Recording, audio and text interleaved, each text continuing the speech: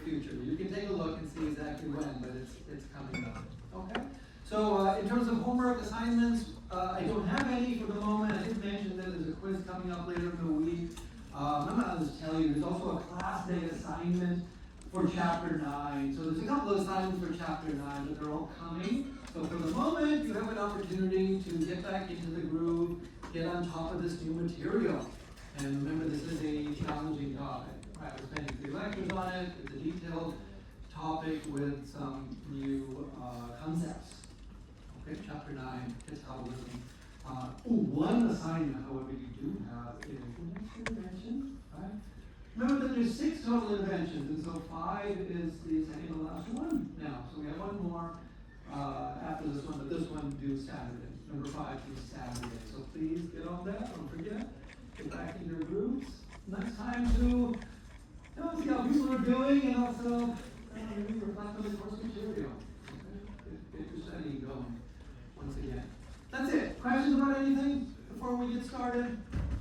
All right. Questions about grades and the drop deadline and that sort of thing. I'll be best done one-on-one. So yeah, we're here for you. Okay. So please get your questions answered. All right. So if not, then we go on. Right. So before we start Chapter 9 proper, I just want to make a concept right out the gate, and that is that most life acquires energy through 2 major pathways. Remember, energy, of course, being a fundamental requirement for all life, right? Not most life, all life, we said, requires energy. It's one of the things that kind of defines what life is. So what are these 2 major pathways? Well, these are ones you've heard of before. They are photosynthesis and cellular respiration. Okay? Photosynthesis and respiration. And most life, right, there is in the all caps. So, yeah. Qualify the photosynthesis, because not everybody does that, right? Who does photosynthesis? Primarily plants, right? Of course, yeah. So not everybody does photosynthesis, but everybody benefits, right? Almost everybody benefits from what plants do, right? So I put it here directly or indirectly so that you recognize animals don't do photosynthesis. I'm stating the obvious, right? So animals don't do photosynthesis. That's going to be primarily plants responsible for that. But do plants do respiration? Yes. Oh yeah. What do we just say here? Most life, and life is dominated by plants, right? I mean, plants are a huge part of what life is about on this planet. And so yeah, most life again. So that certainly includes plants there, but then we as animals, of course, do that as well. Okay, so plants do all those things. Animals just do that. Okay? But put it together directly or indirectly, most life. Okay? Alright, well that's it. There's a figure at the start of Chapter 9 which I would frankly say is like the most important figure. I would say of Chapter 9 and of Chapter 10, like the next 2 chapters, this one figure has so much going for it, so much to glean from it, and looks simple at face value, but I think really is anything but. All right, so one thing we talked about before the break, you will recall, right, is that you can't create energy. Right? Nobody can create energy. All you can do, and then we need it, we require it. So all you can do is convert it from a form, bind it into a form you can use. Right? So remember, that's the first law of thermodynamics: is convert energy, and that's all you can do. And so that's what this is here at the top of this diagram, right, is the conversion of light energy into chemical energy in the form of sugars. It said organic molecules there, and I just gave it a name, right? Because actually sugar is what is created, what kind of comes out of photosynthesis. Right, and it is photosynthesis that does that, right? So there it is, converts light energy to chemical energy in the form of sugar, photosynthesis. All right, now light I don't know how much you know about it, and I don't know much about it, frankly, but I know it is not matter, right? Light is not matter as such. We started out this course talking about the periodic table of elements and how, you know, they're the building blocks for life, right? And certain elements are the building blocks for life, but none of that really applies to what light is, right? And sugar, of course, is matter, right? Sugar is an organic molecule, and you know what that is. And so if you're going to do this energy conversion, you need a source of matter to make sugar. Otherwise, how do you make sugar, right? And so that's included here, right? So this is actually a chemical process, which you could think of as a reaction, but it really has many parts to it, right? So it's a chemical process which is starting over here and then ending over here, starting with these reactants and ending with these products, right? So we're going to make sugar. What are we going to do it from CO2 and water are the reactants. What are we going to make? Again, sugar and oxygen as well as a byproduct. Right? The goal of photosynthesis, not to make oxygen, but it's made nonetheless. So I call that a byproduct, right? Sugar is the primary product, and then you get oxygen as a byproduct.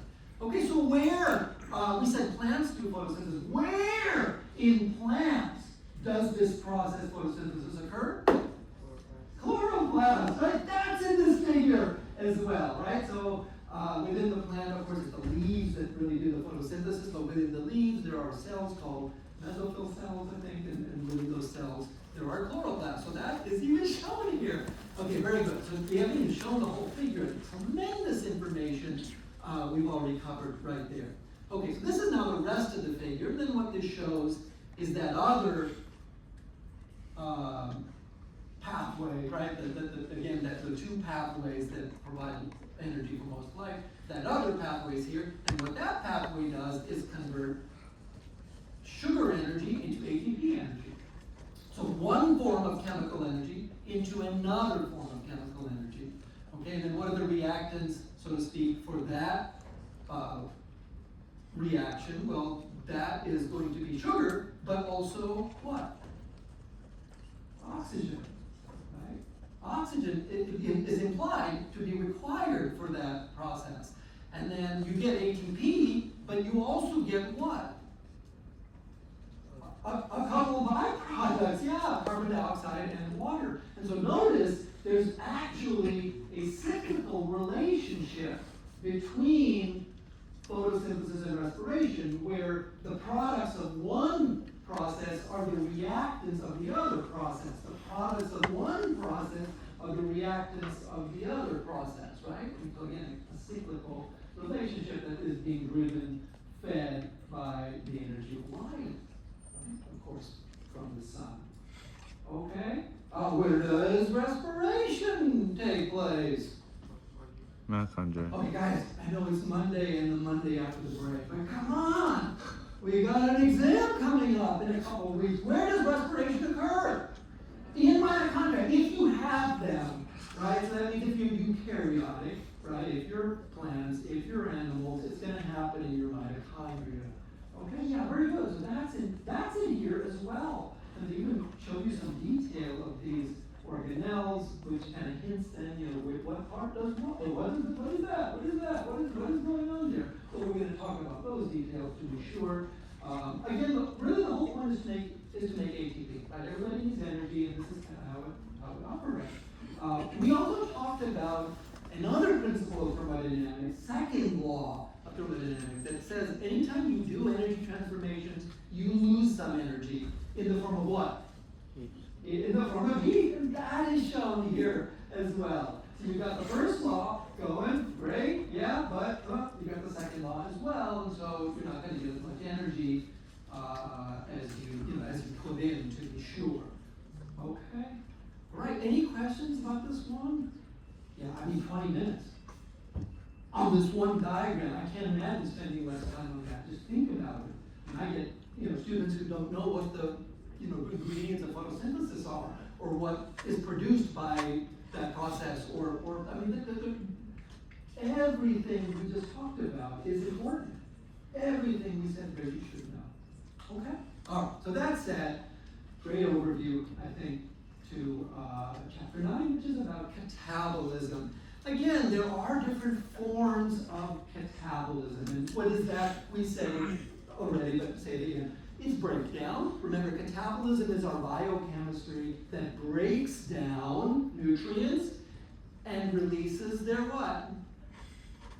Their energy, right. So nutrients have energy, and nutrients have energy. We break them down, we release the energy. Remember, catabolism releases energy.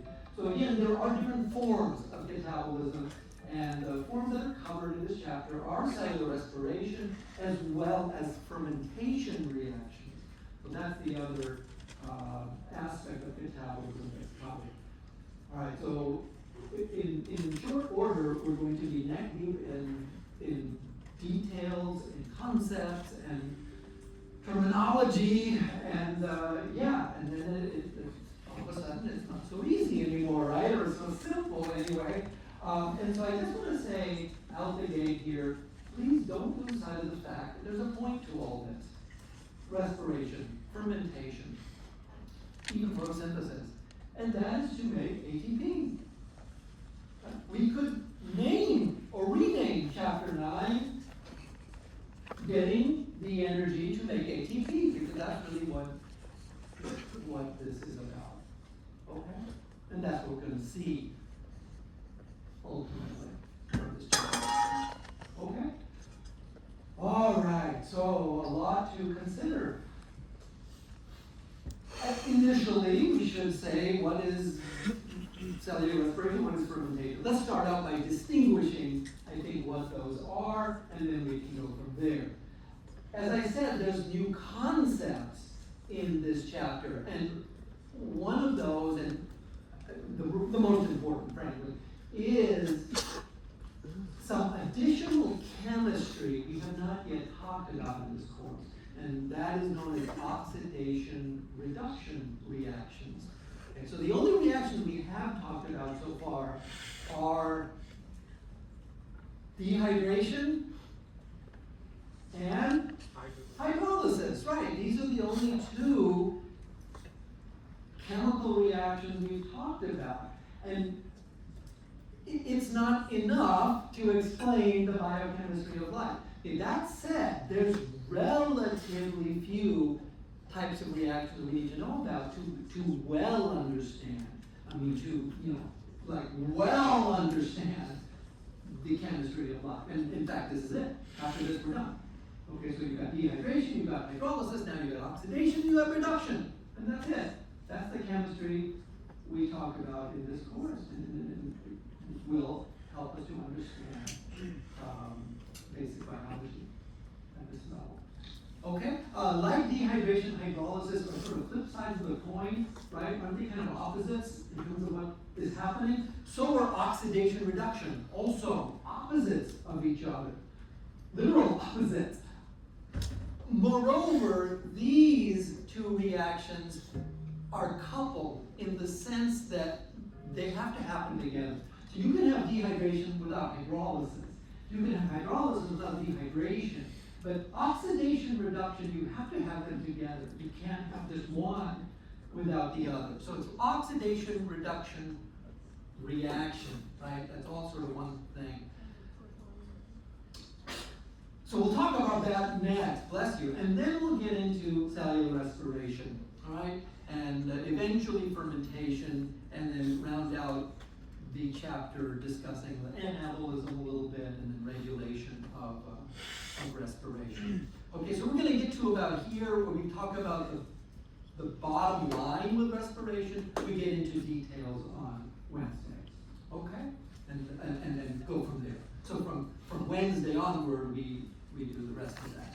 Okay, so let's see if we can get to that.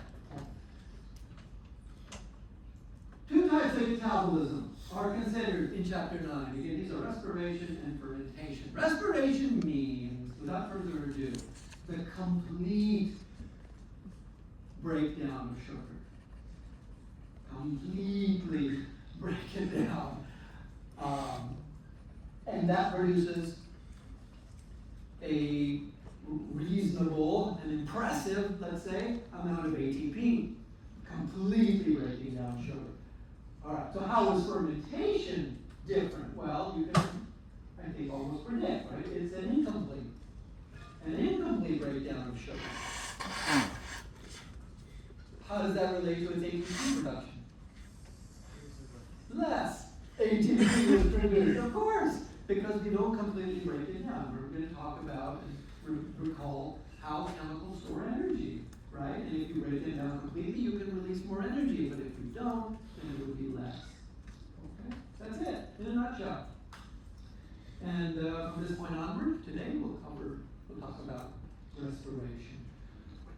Right, so one thing I feel is a little confounding is trying to understand what is respiration relative to what we already know respiration to mean, right? You know the term respiration, and I think have for quite some time, even if you didn't relate it to making ATP, right? So let's consider for a moment, if you do a search for this term, you get the definition as the action of breathing. Yeah, that's respiration. That's correct. And that's what most people know respiration to mean, breathing, right? However, there are other definitions as well. In medicine, it is a single breath, right? A single respiration, right? And then there's a biological definition, and this is the one that is relevant to us. So, a process in living organisms involving the production of energy, typically with the intake of oxygen and the release of carbon dioxide from the oxidation of complex organic substances. I mean, how much of that have we already talked about in this lecture? In just the opening slides. That's a really complete definition there. And again, the one that relates to what we're talking about. Okay, this is what we're talking about. And it does relate to breathing, obviously. There's a connection there, but this is what we mean when we say respiration. Okay, so with that said, let's talk about oxidation reduction reactions. These are ones that transfer electrons between two reactants. Transfer electrons between two reactants. So there are two reactants by definition. All right, what does oxidation mean exactly? I know somebody knows this already. What does oxidation mean in this transfer of electrons? Loss, I think is one way to say it. Loss of electrons. Yeah. Well, if you transfer electrons, something loses electrons, and then something else gains electrons. And the gain of electrons is what? Reduction. Is reduction, okay. All right, so that's what those terms mean. And that's why we have to have both of them, right? If something loses electrons, where do they go? Well, something gains them, and so something is oxidized, something is reduced. You can't have one without the other, as we said. Okay? As for why the names oxidation reduction, I think we'll see this as we go. Frankly, I think these terms will seem more appropriate as we go. And the book also talks about reduction and gain. I mean, that seems kind of back-asswards, frankly. Reduction is gain of electrons.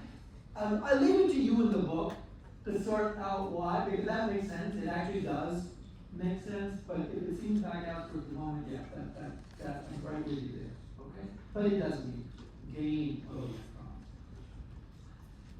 So let's now recognize that in metabolism, what's oxidized is sugar. Sugar will lose its electrons. It's oxidized. And we'll get there. But let's start simple, shall we? All right, so back in chapter 2, we actually did see a simple oxidation-reduction reaction. We didn't talk about it as such, but we did see what happens when you combine sodium and chlorine. What happens? Sodium. Right, so in order to meet the octet rule, in this case, these atoms will transfer an electron, right? Namely, one of sodium's electrons goes to chlorine. Is this right? Yes. Okay, so remember from chapter 2 is when we said this, but that's what we said. And then you get two atoms, which are now ions, right? Because they don't have equal number of protons and electrons anymore, right? Sodium lost an electron, it has a unit of positive charge, one more proton than electron, and then chlorine gained an electron, so it has one more unit of negative charge, one more electron and proton. Okay, this was the reaction we talked about. Which reactant is oxidized? Sodium lost an electron, and so sodium indeed would be the one that's oxidized there, right? And then chlorine, of course, gained an electron, so we would say that chlorine is reduced. Everyone see that? All right, let me know. One more term for terminology we could apply here is the term oxidizing agent, right? So sodium is oxidized.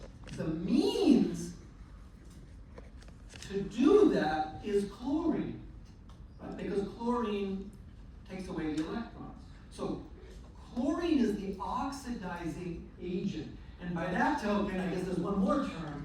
We could call sodium the reducing agent because it's the means by which chlorine is what?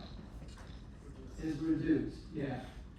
All right, so we will often talk about the oxidizing agent or the reducing agent. And you gotta know immediately what that means. You didn't think about it, right, for a moment.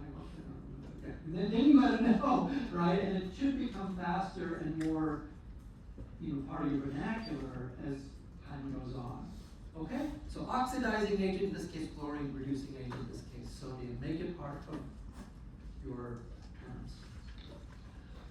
One more redox reaction I'd like to look at is the following. And we've talked about methane before as well, haven't we? I don't think we've talked so much about burning methane, right? Or combustion of methane. Maybe referenced it, but the way that reaction happens is actually methane reacts with oxygen, right? And a couple oxygens, I guess, per methane, whatever, to produce carbon dioxide and a couple waters. Okay, so that's the combustion of methane. And it does happen to be an oxidation reduction reaction, or redox, you can say that for short. Redox, take that as a redox reaction. So which reactant is oxidized here? I like it.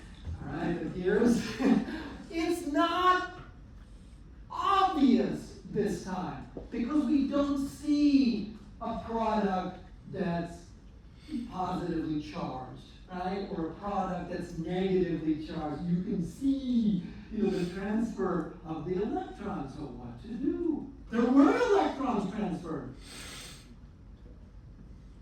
So what to do?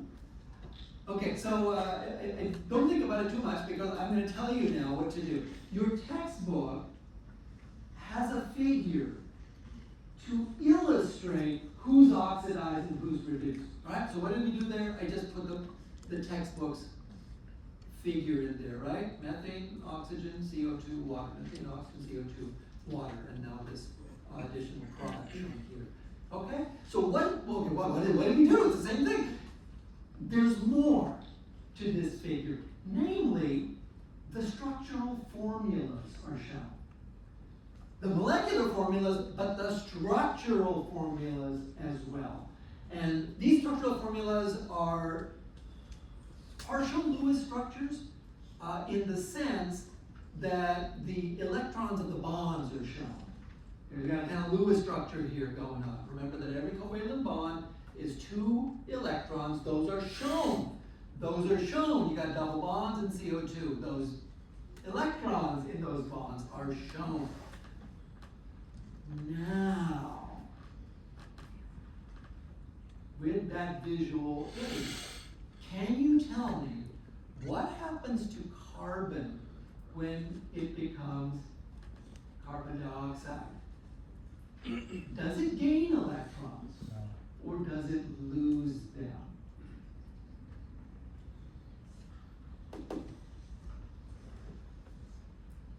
What do you think? Can you tell? Losing electrons, yeah.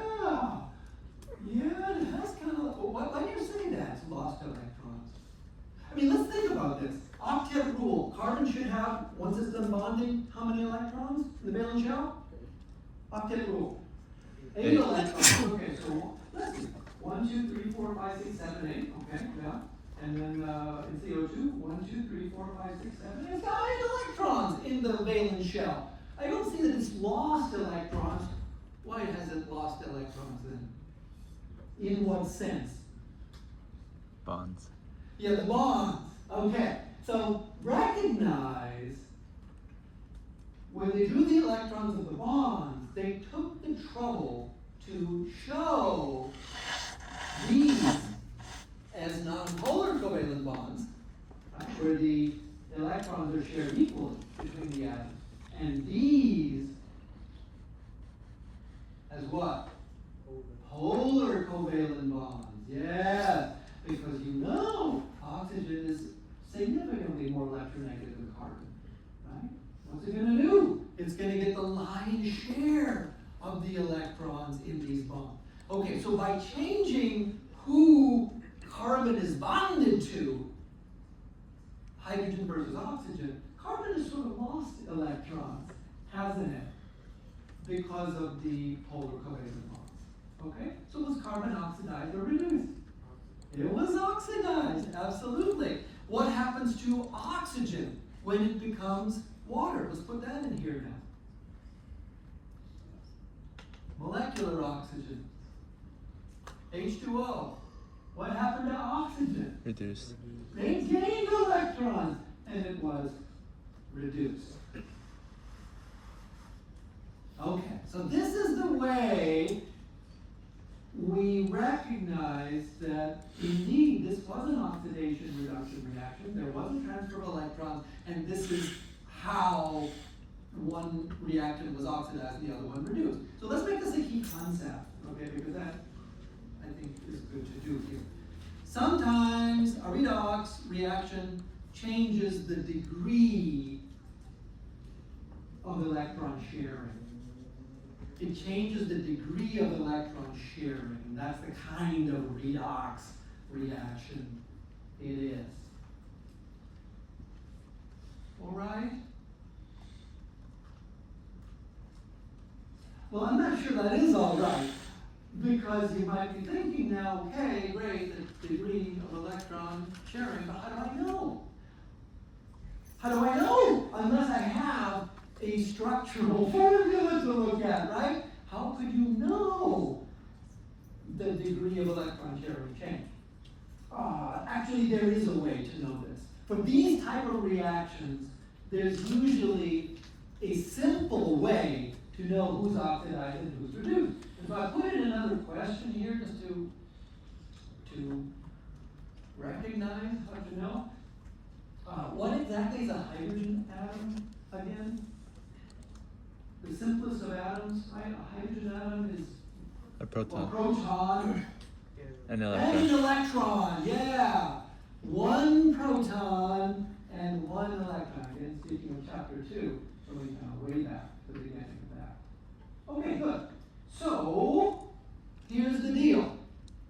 In some redox reactions, right, when an electron is transferred, so is a proton.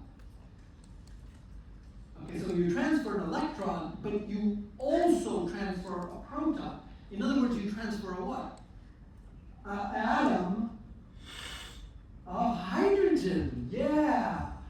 Yeah. The electrons are transferred along with protons. In other words, a transfer of hydrogen.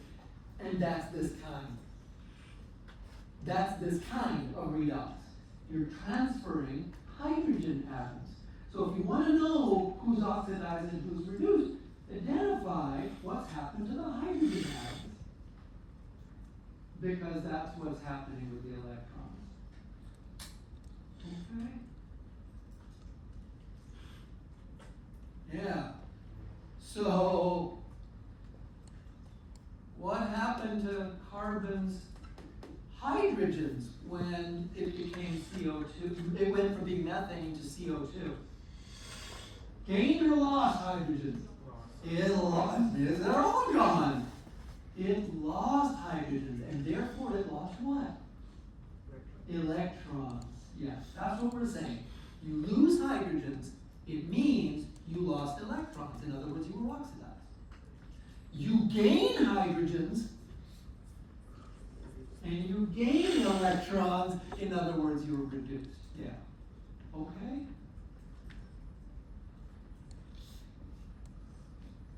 Okay? So that's, we're done. Okay? That's redox. And that's the level of understanding, I think, that's sufficient to understand redox in cellular respiration. Okay? All right, so then moving on, where, you notice how they snuck in a new product in this reaction, right? And that is the product energy, right? So let's comment about that now. So where did that energy come from? And I guess there's two possibilities, right? Either the energy came from methane or the energy came from oxygen. What would you say is the one that provided the energy here? Methane? Methane, yeah. Yeah, now this I know we said in chapter 4. Organic molecules have energy. Hydrocarbons have energy. Organic molecules have carbon and hydrogen. So hydrocarbons have energy, right? Methane, propane, butane, octane. Of course, these are super energy-rich chemicals. So yeah, please remember now, because this part is important as well. Please remember where this energy is coming from and why, right? So we said in chapter 2 that electrons, well, we said electrons are important for two things, is what we said. One of the things was because of chemical bonding, because of covalent bonding. And that got us through that chapter. But the other thing we said was that electrons are important because they store energy. Remember that. Electrons store energy. We said when electrons are close to the nucleus of the atom, they don't have much energy. Right? When electrons are far from the nucleus of the atom, they have what? More energy, right? And in fact, electrons can sometimes move from energy level to energy level, and when that happens, it involves a change in energy. You have to absorb energy to move to a higher energy level. You lose energy when you drop to a lower energy level. Okay? So why is that important? Well, what would you say is the level of energy in the electrons in the methane molecule? Say compared to the electrons in carbon dioxide or the electrons in water. Are they low in energy or are they high in energy? Well, you know it's methane, right? So you want to say, hopefully, that it's high in energy. But recognize why. These are, what do we say, polar, non-polar covalent bonds? Non-polar covalent bonds. The electrons are shared equally between the atoms, and they're relatively far away from the nuclei of the atoms, versus in carbon dioxide, where they're hugged real close. the nucleus of the oxygen atom and the nucleus of the oxygen atom. Okay? So in CH4, in methane, these electrons are further from nuclei and therefore have more energy. Okay, that's how that connects. So recalling that, or putting that together, how would you characterize the level of energy of the electrons in this molecule? Or in this molecule? What is this molecule? This is glucose. Remember glucose. How would you characterize this electrons? Energy low or energy high? What do you think? Well, look at the bonds, right? Now, granted, there's oxygen in there, which is not going to make for high energy electrons, but there's also carbon. And carbon bonded to carbon, carbon bonded to carbon, carbon bonded to, these are non-polar covalent bonds, carbon bonded to hydrogen, carbon bonded to hydrogen, and to hydrogen, and to hydrogen. This is an organic molecule. I know it's rich in oxygen, but it's an organic molecule, and so of course it has energy. Those electrons in those bonds have energy. You on board with that? Everybody? It's just like methane, right? It's these bonds that have energy. The electrons have energy. What about the fat molecule? Oh my gosh. Okay, this is nothing but carbon and hydrogen, right? I mean, almost not. So all of this is carbon and hydrogen. That means non-polar covalent bonds. Non-polar covalent bonds between the carbon atoms, non-polar covalent bonds between the carbon and hydrogen. And even the glycerol up here, we have carbon bonded to carbon, carbon bonded to carbon. So there's a lot of energy there. These are organic molecules, and these happen to be our chosen organic molecules. The fuels we use. We don't, not so much methane, right? Not so much butane we run on, but carbs and fats. And you can see why. Right, carbs and fats have energy-rich electrons. Question about that? Yeah? Okay, good.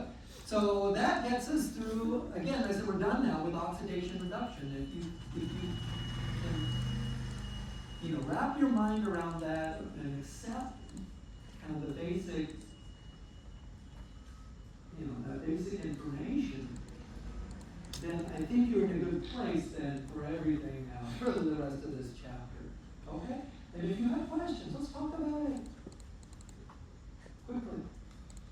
All right, so let's bottom line respiration, shall we? So at the end of chapter 8, or the middle of it actually, we talked about what ATP was, and we talked about how it's used. Right? We said that ATP is energy because of the phosphates, and we talked about why, those 3 phosphate groups, and we said to use that energy, you better do what to ATP? Hydrolyze. There's the hydrolysis again. We have to hydrolyze ATP, releasing a phosphate, right? Removing a phosphate, leaving us with ADP and the phosphate. And then that releases the energy that's used for cellular work. All right. Good stuff, ATP. How do we then ensure that we have ATP and in abundance when we need to do cellular work? Well, we need to, it's as simple as reattach the phosphate. That's literally how ATP is made. You reattach the phosphate to ADP and then you get ATP. Okay, but just as ATP hydrolysis releases energy, what's the term for that anyway? Release of energy? Exergonic was the term we used, right? Exergonic. So just as ATP hydrolysis is exergonic, ATP synthesis is what? is going to be endergon. Yeah. I mean, that, you know, nice trick, right? But how do you do that? How do you get that energy? That's pushing a boulder up a hill. Well, that's what catabolism provides. We consume nutrients, we break them down, we release their energy, and utilize it to reattach the phosphate. Okay? And that catabolism, again, is in the form of respiration, fermentation, and what have you. All right? So recall that ATP hydrolysis can be written out as a chemical reaction, right? That is the chemical reaction. Put energy there on the product side, and we can specify that ATP hydrolysis releases 7.3 kilocalories per mole ATP hydrolyzed. Okay, 7.3 kilocalories per mole of ATP hydrolyzed. Okay? And the negative sign means release, right? Exergonic. All right. So, what do you think it's going to take to reattach the phosphate to ADP to make ATP? Energy. Energy? How much energy, I wonder? Any guesses? 7 point that we know how much is released when you hydrolyze ATP, so how would that be any different? It's exactly that amount of energy. You need that amount of energy to reattach the phosphate. Now, you need more energy because, of course, we're going to lose some energy as heat, right? That notwithstanding, you need exactly this much energy to make ATP, right? So now energy there on the reactant side, and the sign here is positive, right? Because this is the input of energy now. This is put in. It's endergon. Okay? So, yeah, ATP says the endergon. You gotta remember that. That's the whole point. That's why we do this. Consume nutrients and break them down.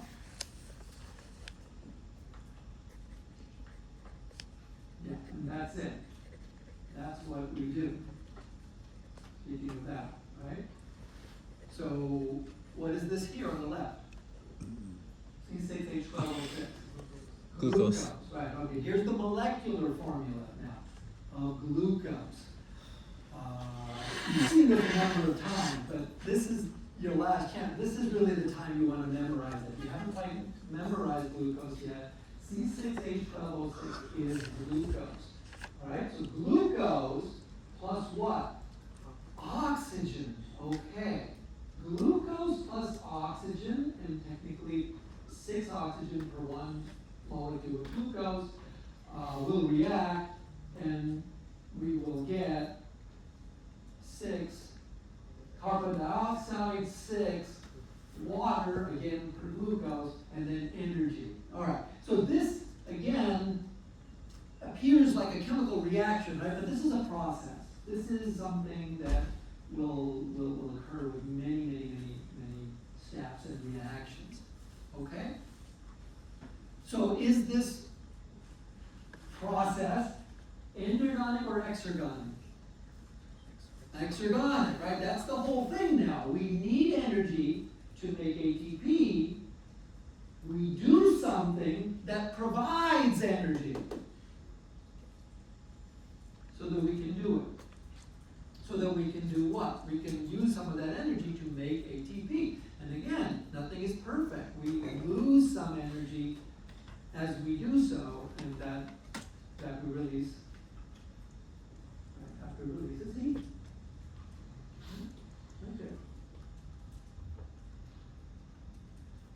So what is the change in free energy of this process?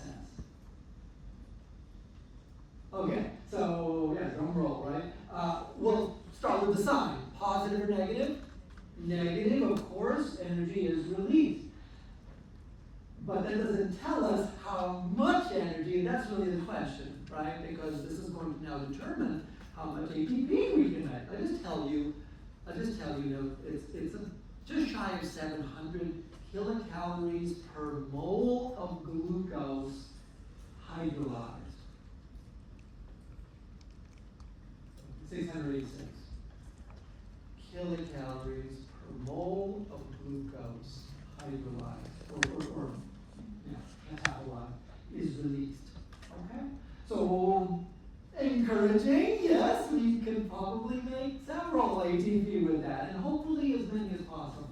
We would like to make as much as possible so that this becomes an efficient process. This is an oxidation reduction reaction or process. Okay? Yeah, you knew that was coming. So now tell me which reactant, glucose or oxygen, is oxidized.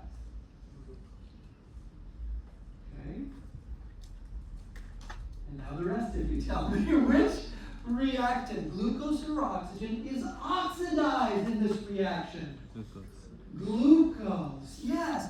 I mean, what do you look for again? Hydrogens. Yes, because whoever has the hydrogens has the electrons. And in this case, they're high energy electrons. Right? They're good electrons. They're super high energy, and that's why we're interested in them, because they have energy. When this process occurs, those electrons are removed from glucose, those hydrogens are removed from glucose, and we're left with carbon dioxide. And then who gets those electrons, or who gets those hydrogens, is oxygen. And then we get water. So glucose oxidized, oxygen reduced. Why does that sound familiar? It's a lot like what? Combustion of methane, right? Yeah. If your head is exploding there, that is why. We just saw something that was very similar. Okay, we'll look at that in a moment. I want to put them side by side. But first tell me, what is the oxidizing agent of, well, oxygen, yes. I was going to say of glucose, but I didn't want to give you too much. So what is the oxidizing agent? Well, glucose is oxidized, oxygen is how? So yes, oxygen is the oxidizing agent. Good. What's the reducing agent? Glucose, you got it. Very good. All right, so again, that was familiar to you because there it is, combustion of methane. Okay, side by side, and apart from methane and glucose being different chemicals, and the amounts of oxygen, CO2, and water involved, this is exactly the same, right? Yeah, look at that, look at that. Okay, so it is a comparable process, right? They're both oxidation reduction, right? They're both exergonic, right? So yeah, like the combustion of methane, this is an exergonic process, right? We talked about where the energy comes from. But unlike combustion, this is not one reaction. Okay, again, this is not one reaction. Combustion of methane is one reaction. Methane transfers electrons to oxygen in one step, and boom, energy is released. You're done. We don't want to do that with glucose, right? We don't, with glucose as energy, right? You consume, pasta, and then you don't want the energy to go like that. You want it gradually released, right? Gradually and nice and easy, right? And as much as possible, retained. Okay? So unlike combustion, metabolism is going to involve many steps, many oxidations, and gradual release of energy. Right? So that said, combustion must involve and require many what? Think biochemically. If combustion happens in many, if catabolism happens in many steps, in many reactions, we must require many what? Starts with an E. Enzymes, yes, okay, go back to your chapter 8 now, don't forget. Yeah, every reaction requires an enzyme in our bodies, right? In our cells. Yes, okay, so remember, every step, as we say, is a reaction. Every reaction has an energy barrier that must be overcome, and that will require an enzyme. Right, to bring down that energy barrier to make that reaction happen. Okay? So right, glucose catabolism requires many enzymes. Okay? I think this is a good place as any to say you are not responsible for knowing the enzymes. Okay, so as we get into this process of respiration, I think the first thing that's gonna kind of hit you is what do I need to know, right? There's a lot of detail. What do I need to know? This is Bio 1. Okay? I want you to understand the concepts. And I do want you to know some details. But you don't need to know all the details. Okay? So if this were biochemistry, you would need to know every single reaction, right? Like what is reaction 1? And the glycolysis has 10 reactions. What is reaction 1? What is reaction 2? What is reaction 3? What is the reactant? What is the product? What is the enzyme that catalyzes that reaction? You need to know all of that in biochemistry, okay? Not in this case. All right, so you kind of got to figure out, okay, what is important? What does he want me to know? But enzymes, I can tell you right now, you don't need to know except for maybe 2 enzymes. 2 enzymes you need to know, and then none of the other ones, okay? But there's many enzymes involved. No question about that? All right. So, again, the point, don't forget, is to make ATP, right? So we're going to do glucose catabolism now because it's exergonic. And then that energy we can use to make that ATP, which is really part of the catabolism. We're gonna loop this in. You're gonna include that in the umbrella of catabolism. So catabolism is exergonic, to be sure, but it will involve making ATP. Okay. And again, it's the electron energy of glucose that we're going to use to make that ATP, right? So don't forget what it is about glucose that has energy, right? It's the electron energy. It's the electrons. The reason you shouldn't forget that is because that's going to play into how respiration operates, right? It's oxidation, as we said, taking away the electrons, oxidation. But what's the oxidizing agent? Don't answer. Rhetorical. Okay, my bad, rhetorical. Is the question, right? What is the oxidizing agent? And to be clear, it's oxygen, but it's not oxygen. It's oxygen, but it's not. I know it's there, but it's not oxygen because this has many steps. Right? What do we say? Many steps, many reactions. And so it's not oxygen. Okay, so how is the energy harnessed? Or we could say, what is the oxidizing agent? Now, follow me with this. Where does respiration happen? Mitochondria. In the mitochondria, we said, right? Bless you. Primarily in the mitochondria, right? So now is the time to remember what is a mitochondria, okay? So remember, this is an organelle enclosed by membrane, right? In fact, it's one of the organelles enclosed by 2 membranes. It's enclosed by a double membrane. One membrane is smooth in its texture, right? And that's the outer membrane. One membrane is highly folded in its texture, and that's the inner membrane, okay?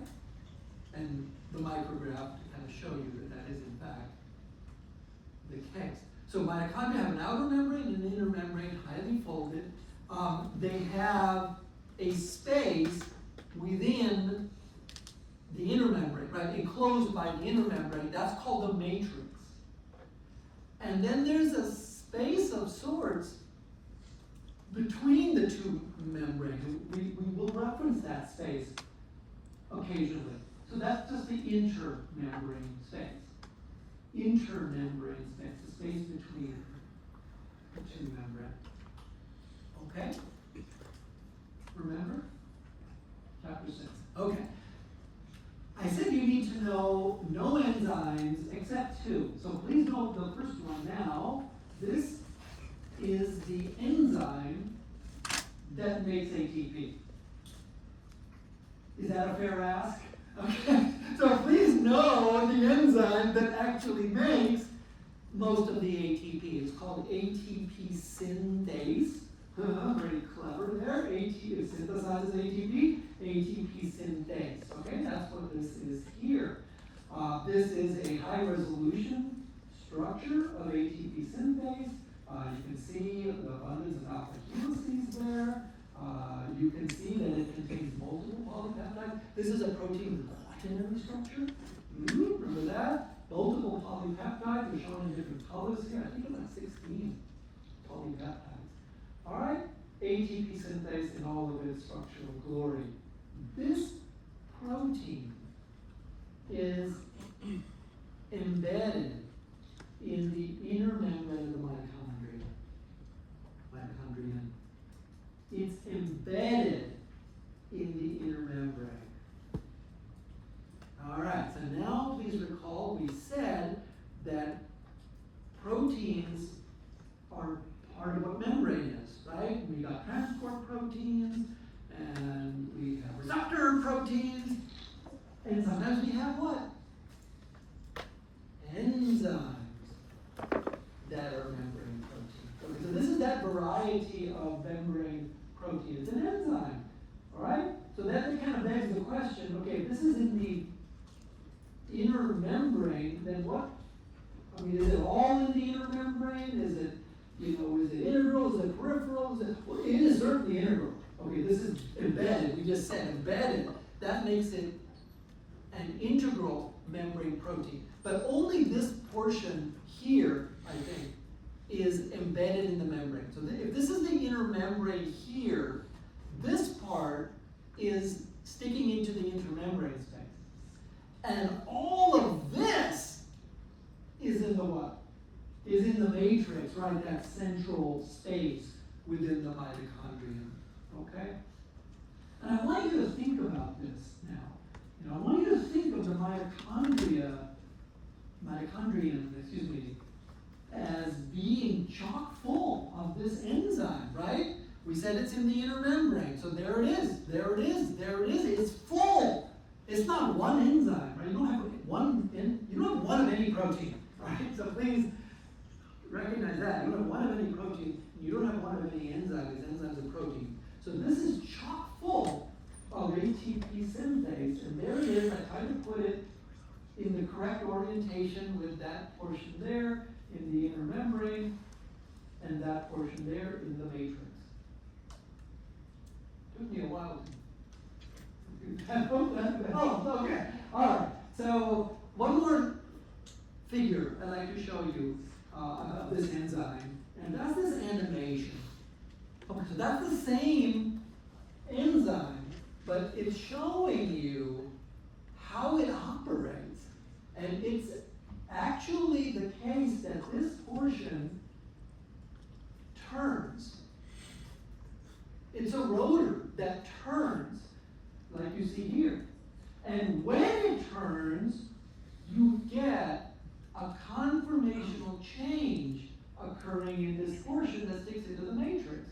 And that conformational change is what sticks ADP and inorganic phosphate together, and you get ATP. Okay. So this is the active site of the enzyme, right? I think it has 3 active sites. Some enzymes have more than one.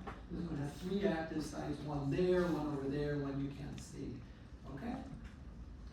So, cool. But understand that it's all about turning this rotor. So to get this enzyme designed to make ATP. The rotor has to keep turning. This is how this works.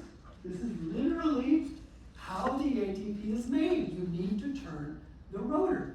So the question then is, how does that happen? Right? What provides the energy to turn that rotor? I will tell you now.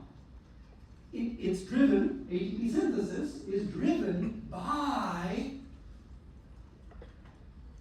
an ion gradient.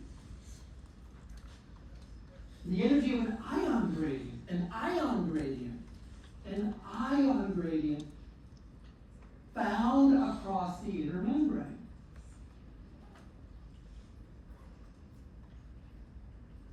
I hope you remember that ion gradients are a form of energy, because it was something we talked about back in chapter 7.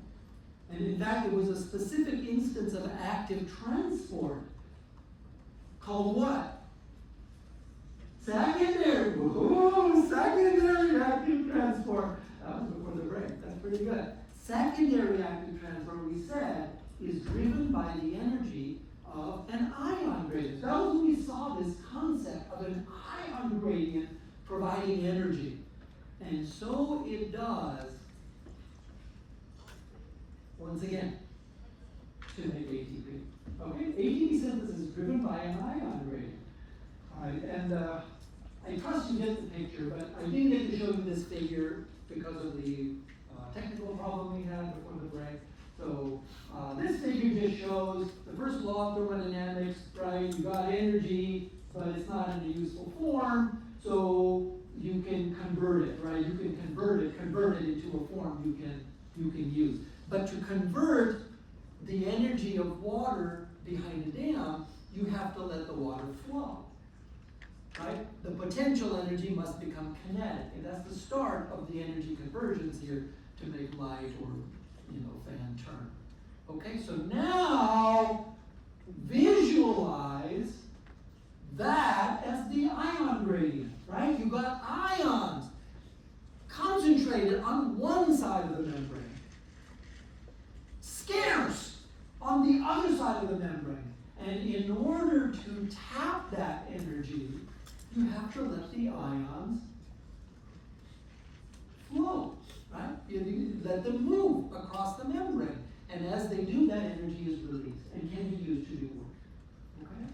So ion gradients, again, are a form of potential energy.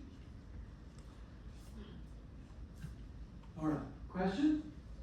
All right, let's make that a key concept then. Not a key concept, I guess a super key concept.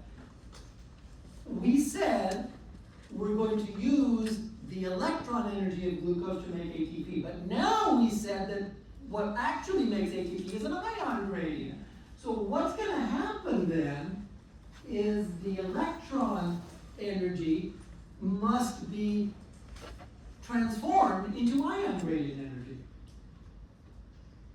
Right? This is a connect the dots here, right? It's got to happen. The electron energy has to be transformed into ion gradient energy because that's what makes ATP. Okay, so now we come to it.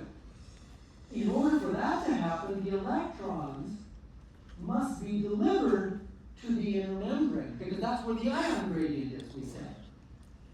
So we got to deliver the electrons to the inner membrane. So how is that accomplished? Right? And I asked this question earlier and didn't answer it.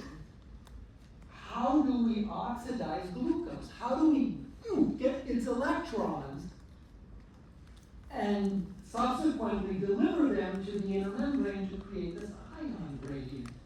How? Again, no answer, because it's not oxygen that does that. It's a molecule that is adapted to carry electrons. Right? By design, it can carry electrons.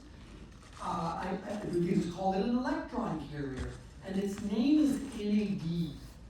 NAD with a plus sign there. NAD, notice it's an ionic molecule.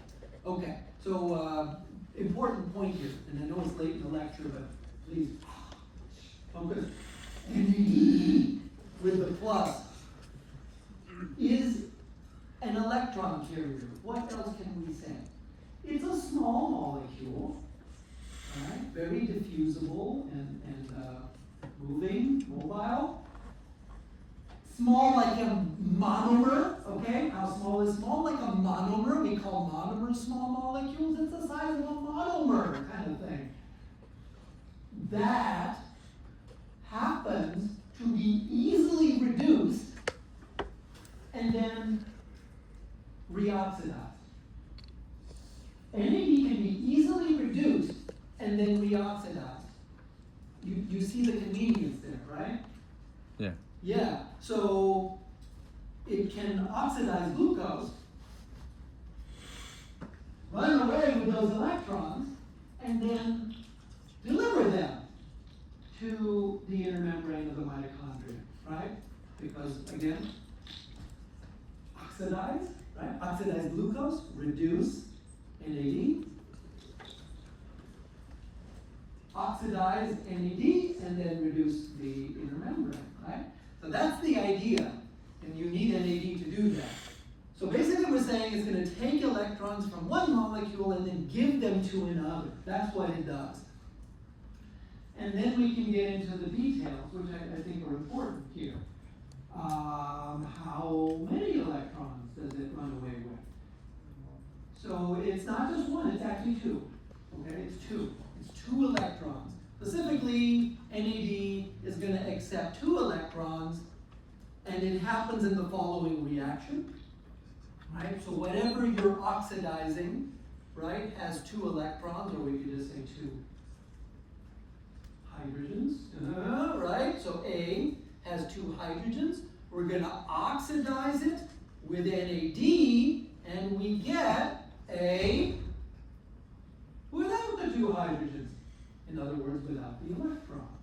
Okay? And then we get NADH, and then to be complete, I put a plus hydrogen ion here, plus a proton, because that's also released as a product of that reaction.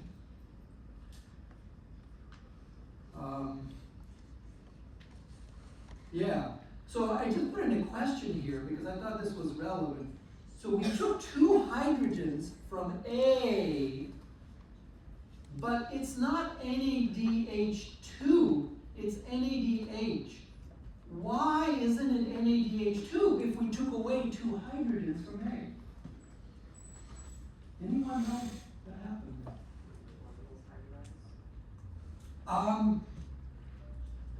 Because, let's not talk about orbitals right now. It's too confusing. You spun my head when you said that. It's stoichiometry, right? So 2 hydrogens were removed, but it's not NADH2, it's NADH. What happened to account for the other hydrogen is all I'm saying.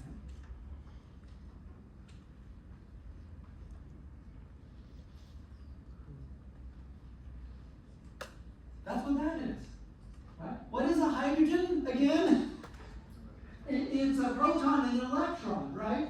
But by definition, it's the proton that defines it as hydrogen, right? So if you release a proton here as a product, where did that come from? Well, that was one of those hydrogen protons, okay? So why is it not NADH2? Because we lost a proton there to the solution. And what happened to the charge, by the way? It's not NADH plus, it's NADH neutral. What happened?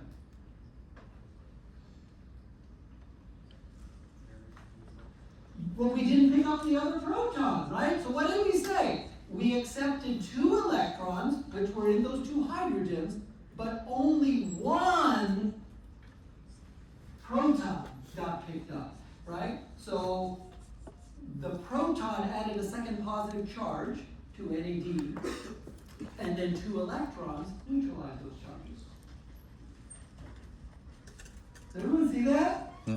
Okay, so you really gotta think NAD plus. I would just say NAD plus instead of NAD, because I think it's a better way to think of it.